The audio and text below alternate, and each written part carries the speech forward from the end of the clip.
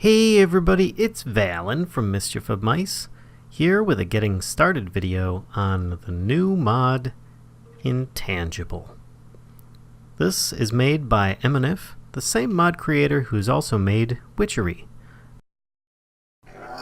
So, the next thing we'll need is blue gems, which are a little bit different from blue crystals, but not by much. So you get yourself your molten crystal. Oh, you got out again, didn't you? And you end up pouring it in here. And we end up getting that gem mold that we ended up making earlier. Put it on here. Get that bellows going, and you should get yourself 3 blue gems. There we go. Next, we're going to end up making ourselves a soul relay. Let's see if I can find it here. Devices. Soul relay. There we go. Oh look, stone rings. Good thing I made a bunch of those. And we're going to make a control circuit. And we've already got the blue gems. Well, if you want to know how to make some of these, you can just right click on them in your instruction, or your knowledge gem I should say. And you've got soul bone conduits. Well, I still don't know how to make those either. Okay, soul bone splinters and redstone. Not bad. Ah, there we go. Soul bones. Just in a circuit stamper. Gets you 6 of those. Sounds good. Alright. So, let's put a soul bone. You know what? I don't want 50 of them in there. Let's put 1, 2, 3, 4. Let's start with that. And jam that a few times and get ourselves a bunch of soul bone splinters to start with. So, if I back up a step, and see here, soul bone splinters plus redstone equals soul bone circuits. Not too bad. It's reminiscent of a few other mods that we've had in the past, where you end up having to kind of build a lot of small things to make a bigger thing, and it's kind of progression based. Oh, something you should know: if this is a bit too close, you notice I can't actually access these because it's trying to access the window. So don't worry, you can just close it, move it a little further away so that you end up not running into it. Because I can't even dig the ground below it right now. It's not letting me because it thinks that I'm trying to click in here. So, well, we've got this. Let's end up making the next part. Alright, that should be sufficient. Let me clear out these. And now we need those blue gems and soul bone conduits. Alright, well, let me split these up. And 1, 2, 3, and blue gems. There we go. I just made a bunch of them. I did not count these. I'm just doing this for demonstration purposes. So, 2 of these conduits, a blue gem, and 6 stone rings in a regular crafting bench. Fair enough. Alright. 1, 2, and I still have those stone rings, so we'll just drop a few of these in here. And then, oh, I don't have any more blue gems. Let me just grab one real quick here. There we go. And drop that in. And we get ourselves a soul relay. Now this here is actually pretty darn cool. It's going to be a lot more useful though if we have a bunch more. So to start with, we're actually going to need, I would say 4 to start with, but it's best if you can actually make, let's see, 2, 4, 6, 8, plus 4, probably about 12 or 13 of these things. So it'll be a little bit of time. You're going to have to get yourself some more crystals and so on. So I'm just going to get that, and I'll be right back. Alright, I was able to coax our willing volunteer to come back to the bone cage here, and I'm going to show you what we're going to do next. Now, if you notice here, all it did was identify what type of soul. This did not do anything about removing it. Well, that's what we're going to end up trying to do next. Now you can end up putting the soul relays down in the world and just don't worry about it. You can actually just dig them back up. They will need a redstone signal though. And as I won't be turning these on and off like I did in the minigame here, I'm just going to end up putting down blocks of redstone, which tends to be a pretty standard thing to do for a lot of the set it and forget it type items like these. So if you see here, it actually starts spinning when it's got the redstone signal to it. And you can actually stack these too high, and they will end up maintaining that signal along there, which is excellent because that's exactly what we need. A stack of 2 of each of these around the volunteer. So, now that we have that, we can end up testing it out again, and you'll see a little something extra that happens. We now have the sheep's soul, and he's just going to kind of wander around like a regular sheep would. As you can see, just like before, he tends to just wander around as he wants to. And if we let the original sheep out, he will end up taking damage because he doesn't have his soul. Too bad. Sorry, little guy. Well, what do we do with this guy? Now that he's out, we could actually direct him around. For instance, allow me to put down a redstone block and one of these soul relays. Now this will actually draw him to it. And if he hasn't been to it recently, he will end up jumping on top of it, and you can lead him around. Well, what good is that going to do? If you wait a second here, he'll end up jumping over to the next one, and so on. So we'll come back to this. For the moment, we're going to build ourselves a structure. What we're going to need is a little bit of stone in kind of a plus shape here, but we don't need to fill the center. We will need access underneath it though, so let me end up digging a hole underneath. Alright, so underneath this, I'm going to take a block of redstone, and actually that's a bad idea. I don't want to use redstone because I want to be able to shut this off when I am ready. Uh-oh, looks like we got ourselves a sheep stuck down in here. Get on out of here. Alright, well, let me put down just a regular piece of stone or dirt or something. I'm going to put the soul relay on top of that with a lever so that I can actually end up turning it on and off. Now, before I turn that on and off to get this guy to come up to it, I still need to set up a bit more. And this is where you're going to need a lot of these soul relays, is because we are going to make ourselves some special soul-infused stone. Now, placing the redstone blocks down, and then putting double stacks of soul relays up, like so. Flicking the switch to draw him in, get off of there, should end up drawing him to the center, and you'll see that he's actually infusing the stone with his soul. Now, after a few moments, you'll see that we get ourselves benign stone. And that can be used for making ourselves a soul well. Find yourselves a few more willing victims? No, volunteers. And you should be able to progress on to the next step once you have 12 benign stone. Alright, so I've got myself 12 benign stone, but I'm not going to put it too close to this area because sometimes I may want to make some more different kinds of stone. Other times I may end up wanting to direct the spirit around. So I'm going to put it a little bit further away, but not too far. So I can just do this. You can actually sink this into the ground if you like. But I'm doing this so you can see what it looks like. You ready? Here we go. Discovery of soul manipulation. And we get ourselves a soul well. Now this here is pretty slick. I did turn that off, so therefore this should actually lure some of these guys over. I'm actually going to end up moving some of these so that they aren't quite so straightforward. But let me get another victim here. I'm actually just going to grab a spawn egg and make it a little simpler so that let's grab a spider. Now these of course are going to be a little bit more challenging, but you just do that at nighttime, lure it in, slap trap, and he's in. Now the mini game is going to change because he's got a different kind of soul. Now if I were to pick a pig or a chicken, you know, they're all benign, it would be exactly the same. But in this case it's a little different. As you'll see here, I started off and one of them's the same but the other's different. And keep in mind, this is going to be different for each different Minecraft world. So this is not the setup you're going to be using for what yours is. Alright, I'll be back in a few once I get this figured out. And there we go, a predatory soul. And he jumps straight into the soul well, which is within about 16 blocks of where he was. Therefore, we have now stored one predatory soul. Excellent. Well, I'm going to end up getting a few more souls trapped in there, just so we can end up getting to the next part and have a little something to work with.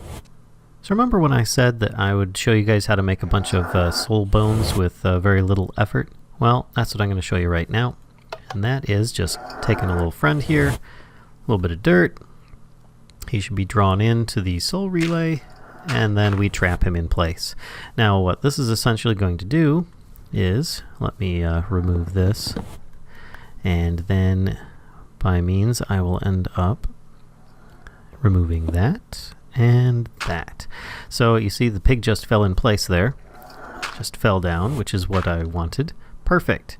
Now I can end up keeping him in place. So I have below that pig, or the spirit pig, if you will, I have a hopper in place, and underneath that I have a chest. Well, what am I going to do with that? I'll show you in just a moment here. Let me get some regular bones, and I'll show you what good we can do here. Alright, just grab a stack to show you, and listen for the noise that happens.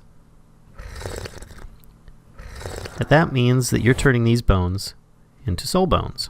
Now, it doesn't work perfectly 100% of the time, because sometimes it'll pass through without actually hitting anything, and it goes straight into the hopper. But you can essentially just drop the entire stack, and you end up getting yourselves a whole bunch of soul bones. Now, you can see a bunch of them did not transfer, some of them did, so you're probably going to want to drop them through one at a time, and you've got a better chance of getting the soul bones out of it. But I mean, I didn't have to run around killing things. I now have a trapped spirit that I can end up using as a soul bone production item. Alright, plus I have a bunch of souls, some benign, some predatory in here. I just ended up using more spiders, but there are others that you can use as well. And with that, we can end up soon start casting spell-like abilities. Well, we're going to need a few more things before we can actually get there. We're going to need to make a soul infuser, which is made with some chiseled quartz block. And for those that have forgotten how to make that, it's just a couple of quartz slabs, and those are made with the nether quartz, plus a quantifier, ponderance lattice, and a soul relay. These are all a little bit extravagant, but they're essentially just a whole bunch of bone splinters, blue gems, and yellow gems, which, as you see here, a couple of control circuits, blue gem and yellow gem. And we've already made all of these items. The quantifier is made with emitters and a control circuit, which we've already made, plus a yellow crystal. Emitters are made with control circuits and a blue crystal, and of course redstone. It's just a lot of little stuff that you've got to do that will end up taking a bit of time, and you only need one soul infuser to start, but I'm going to end up making 3. So I'll be back in just a moment. Alright, so I've made myself 3 soul infusers, or more accurately, I did cheat them in because, well, this is just a demonstration to show you guys what this is all about. I'm going to place a couple of them here and one over there. This one I'm going to always leave on 0s, just so that any souls that I get inside of me, that's right, we're going to be absorbing souls, I can always just stand on this to put them back. And this one is going to be the one that I'm going to manipulate. And like I said, you only really need one to start with, because you're only going to have so many souls to begin, but we can end up changing this. So this letter B is actually meaning benign. I is for, I can't remember actually, but we've got predatory, doomed, unhinged, malleable, and so on. And each one represents the different types of souls. There are 8, but to start with you only have access to 4, I believe. A couple of them you'll need some more research before you can actually progress on. But as I have 4 benign souls and 6 predatory souls, let's try putting those on there. And you'll see, oops, I went all the way past. And you can actually end up doing this all on the same one if you want. So for instance, that says predatory 0, but if I change this to, whoops, predatory 1, 2, 3, 4, 5, then it would still work with the number value. So I actually will end up changing that back to B just for, well, just because I want to be that way. But there is a problem with this. I can't infuse myself with 9 souls. Even if there's 10 in there, I still can't infuse myself with that many. Because your maximum amount of souls that you can hold in your body at once is 2 times the number of souls you've discovered. I've discovered 2 types of souls. So the most I can hold is going to be 4. So let me end up just taking 2 benign, and we'll do 2 predatory, and we'll go from there. So, with that in mind, I can now stand on top of this. Oops, if I can actually jump up there. My parkour skills are terrible. And you'll see that I will start to be affected by this if it's got a redstone signal, which it doesn't. So, let me get that going real quick. Actually, you know what? I think I have some levers on me. I'm just going to put them next to it and turn those on. Let's turn that one on as well. You can. I would recommend you just put redstone current or redstone block underneath these, and that should take care of it. But if you see here, I have a little particle effects going on with the blue and the little glass-looking rectangles floating around me. This is the soul well, which these do need to be within short range, infusing me with this. So you'll see on the left part of my screen, top left, which I'm highlighting, which I'm highlighting now, it actually says I have 2 benign souls and 2 predatory souls. Now, if I were to reduce this and jump back on, if I can jump back on, it will actually end up reducing the number of benign souls I have in me. And there you go. I have now only 1 benign soul. So if I switch this back up, and just to show you guys that I am trying to get more souls than I'm allowed to actually carry in me. Boy, my parkour skills are horrible. All right. And as you heard there and you saw the red flashes of light, it's telling me that something is wrong and it's not going to actually function properly. So therefore, let's switch this back to 2, and then we can show you what the next step is. You can see, while I'm infused, I actually have kind of a glowy hand. Now, if I'm carrying an item, let's see if I can grab something. There we go. It goes away. But if it's just my bare hand, then it's going to end up glowing. Or if I have a foci on me. Well, let's go make ourselves a foci, as that's what's required in order to cast the spells that we want to do. So, to make a foci, we'll need to make it in the circuit stamper, a couple of control circuits, a soulbone conduit, and a yellow crystal. So, let's make that. 1, 2, 3, and 4. Flick the switch, and you get yourself a foci. Now, this is actually really cool. Essentially, when you have it highlighted on your hotbar, you notice that the my glow effect stays the same, but my hand position actually changes slightly. It's not really that noticeable in this mode, but you can see that the hand is slightly forward. It just means that you're holding the foci, which currently is otherwise invisible. So by right-clicking, an interface shows up, which you see lots of question marks, a few symbols, some octagons and squares. It's a bit confusing. Well, it's not that bad. Just ignore anything that has a question mark for now, because those are basically regarding souls that we have not yet discovered. These items here, the squares versus octagons, are going to be the different spell types. Now, most of the square ones are going to require some kind of armor, special armor, in order to be used. And you notice that some of these actually have numbers next to them. That's because I already put numbers on these. If I press that number while hovering over it, number 2, it will actually end up assigning that number to it. If I press the E key while holding the right click, that's what I'm doing this whole time, is I'm holding right click in order for this to stay open. If I press E, or my inventory key, and then I can actually move these things around as I want to. It's pretty slick. So if I want to try and cast it, I can then just let go, and it would normally say yes. But you heard that kind of empty tin can noise. That means that you don't have the requirements to be able to cast this. I know it's a bit of a tease, but you can't cast everything that you instantly have access to. Now, some of these you can. Now, I'm keeping this one set as number 1. And we're going to keep this one set as number 2.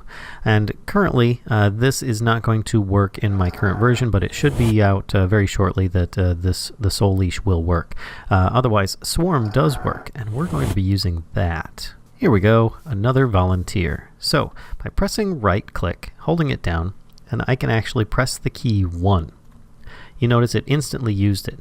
Alternately, I could actually, once letting go of that, you see this guy gets attacked by this little swarm of green globes. Pretty neat. If I end up holding right-click, I can actually go up to it and just let go. And you can see it's on the left there. It's ready to be used. If I right-click, it instantly does it. So if I want to... Oh, wait, I could just spawn in some volunteers. let's do that. If I end up just doing a quick right-click 1, you know, I can't actually do it too quickly. You notice it actually goes gray when I try casting it on the left side there. That means that there's a cooldown between times that I'd be able to cast this spell. And it's pretty neat. I mean, it's heat-seeking, it'll attack things, but you do have to be a little bit cautious about it, because when you run out of targets, it tends to, well, come back to you and do a little bit of confusing damage. And you'll notice that my blue crystals that I was talking about, they just totally wore out and ended up absorbing all the damage there. So it's kind of a cool spell, provided it has a target. Also, this mod is currently in beta, so keep that in mind that this may change over time, and I will try to keep things as up-to-date as possible. But now that we have some new spells, how do we get more? Well, the best way to do that is to discover more souls. Well, the souls that you can learn are I'm going to display here in a moment. In the meantime, let me let this pig out so he can just, well, expire. And I will get myself a few more examples, and I'll show you what ones you can learn to start off with. So one of the things that you can actually learn from is going to be a villager. Now, they're not exactly that easy to move around, but once you end up doing this, come on a little bit closer. There we go, gotcha. You can end up trying out the minigame and learning a new soul. And there we go, a wise soul. I ended up using witches. You can also use villagers, and those should give you a wise soul, which, as you can see, I've already got a few in there. Now, there's a little bit something more dangerous than an aggravated witch. Even though they are pretty bad, they won't kill you, they can just poison you considerably bad. And that is a creeper. Now keep in mind, when they enter this bone cage, they enter a suspended animation state, so if they're going to blow up when they go in, then they will blow up when they come out. So you're going to want to be prepared for that. But let me get through this minigame and we'll get ourselves the next one. Alternately, an Enderman works as well, though they're much trickier in order to get in there. You could easily lure a creeper in, but an Enderman, very tricky. Make sure that you're close to the end here, so that you can get the discovery. Otherwise, you'll end up getting the souls popping out without any discoveries as well. And there we go. Got ourselves a couple benign, got some predatory, some unhinged, which is what we just learned from Enderman and creepers, and wise. Now we can end up boosting this up a bit and getting ourselves some new goods.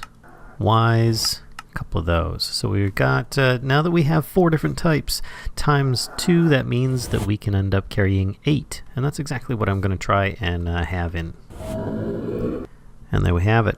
I now have 8 souls inside me, and with my foci, I have a few more options available. Now you can see here, it's a square, so you're going to need certain requirements. Namely, you're going to need probably some tempered armor, and it's got a maintaining cost going on. Now there are slingshot, burn, which once again, it's going to be a focused thing. So that is a maintain to unhinged. So if I end up trying that, it still won't work because, once again, you'll probably need a special type of armor for that, which we're going to be getting into in the next video. We have unexpected, which will add some benefits, and maybe a few drawbacks with something like that, and strength, which will just add more damage to each hit. But once again, can't really cast it without adding in some extras. So, there you go. That's the beginnings and basics of Intangible, this new wonderful mod by Emoniph, who has also made Witchery in the past. I look forward to continuing with this Getting Started series, and we'll see if we can end up doing a little bit of bit by bit on this as well. So, till next time, folks, see ya.